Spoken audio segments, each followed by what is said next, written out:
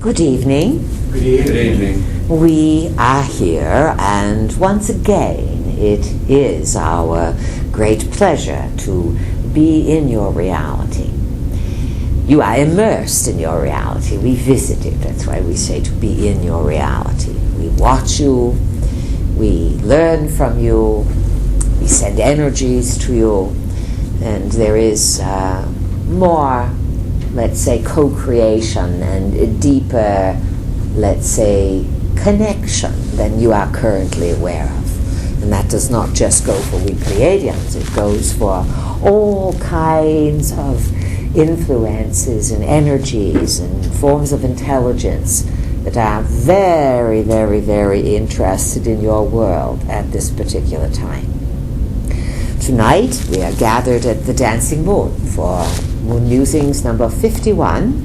Today is the beginning of May, early May, May number 6th, yes, and 2010. And to just comment, you've had a bit of a discussion, lively discussion here earlier this evening with a cozy grouping, just recapitulating all of the events that have sprung to life since the last class, which was April 1st. Dirk was sharing with you that we have suggested that things will start to happen, more events, faster and faster and faster and faster. And this will be all over the world. Every part of the world will be affected by the changes that will transpire throughout the summer moons. And of course they will go on further than that. But for now, we'll talk about this one hot, wild summer that lies ahead. Now, we remind you, as we always do, that these events are co-creations. You are co-creators, and your experiences in the world spring from your inner world. You are rich beyond imagining in ways that ideally you will begin to accept and comprehend over the summer moons. Your wealth, as we've often said, lies in your development of consciousness. Consciousness is something that has no ceiling to it. It's not as if we can say you have 3 miles to go or 30 feet to go, etc., etc. Consciousness is ever expanding, ever changing, exploring the multiverse and finding new nooks and crannies and possibilities of being. These summer moons we are dubbing a time of the flowering of consciousness. It is important to remember that each flower has its own signature, its own integrity, its own purpose. And you are to step back and acknowledge that this is what you are seeing. Some will say it is a Kundalini rising in all kinds of people. Some will say they've been touched by the sun in madness or whatever. It's all happening at once. And your duty is to find a gracious way through it, to enjoy these times, because indeed they are more than exhilarating. You are living in thrilling times, stupendously thrilling times. It is your duty to maintain the integrity of your character and the safety of your biological being, to live with grace and allow others to do the same, and to keep a very clear energy field filled with what it is that you are available for. And also to be very clear about where you are not going and what you are not being involved in. It is a time when the consciousness will start to rise in all people. And those that have been struggling, fighting, shutting off, putting blinders on, those who are deeply entrenched in their own perceptions, they too will be cracked open. Sometimes just a wee bit. You know, you've often seen a flower or tree, or sometimes a weed, growing in the cracks of driveways, the sides of mountains, a cliffside, somewhere where you think, how could that possibly begin to grow there? And yet it does. And so if you can think in those terms about people that you know, and instead of saying, oh, they'll never get it, oh, they're closed-minded, oh, they're so shut down, oh, they're this, they're this, they're this, say to yourself, wait until the flowering of consciousness starts to get them. Do you understand? Be expectant of some very good things transpiring.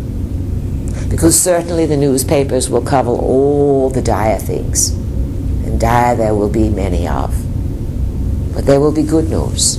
There will be discovery, innovation, vitality, an understanding of the spirit world, a merging of spirit in the body, and more people feeling, not the theory of spirit, but feeling that they are enlivened and enriched by their own spirit. Certainly, plan wisely, but don't sit home and pull the shades down and lock the doors. You don't have to stop yourself from doing things, but use your intuition. Check with the brain in your belly, check in your third eye, and see how you feel about things. This is a time when feelings will become the barometer of your experiences. And when you see things happening in the outer world of explosive nature, or let's say a clashing nature, understand that there are feelings that come first.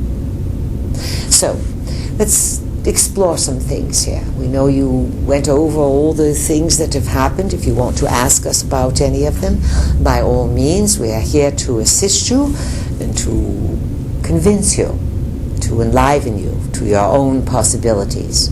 As we've said, you are wealthy beyond imagining, and it is our intention that you recognize it and begin to live that life of wealth. All right? We don't hear any little all rights, or no one seems to accept that. Yes, George. I was pondering this beautiful spring we've been having here. Quick spring. Quick spring, but a fast flowering. And I looked around my garden, my yard, and I just noticed that things that in the last few years have come out, but they've come out kind of dull, weak, or they're vital, yes. Their vitality was lower. And this winter we had a very strong, intense, hard winter. Hard winter with water, plenty of water. Plenty of water. And this year everything's greener. There's none of that. The vitality in things is just much greater. And the analogy that I get is that, and what you're saying is that even though very intense and dire things are going to happen, it's part of what will cause this blooming or this refurbishing or this regenerating of the spirit or people's awareness now. Let's say this now. There is energy, and the energy is running. And there's no doubt about it. It's setting the wheel, the zodiacal wheel, the world cross aflame. That energy then will be affecting everything. All the creatures, all the flora, all the fauna, everything, not just the human mind. And then what people do with that energy and the level to which they are aware of their own feelings, their own beliefs, their own perspectives, will determine what happens. And when we say there will be many dire events, it is because so many people are unresolved with their feeling. So many people are angry, they are frustrated, they feel victimized. They feel the new game in town is the blame game. Who can we blame for this? Who can we blame for this? So on that level, because there are so many people hovering at that state, there is the great potential for that emotionality to set off some sort of, let's say, explosive energies.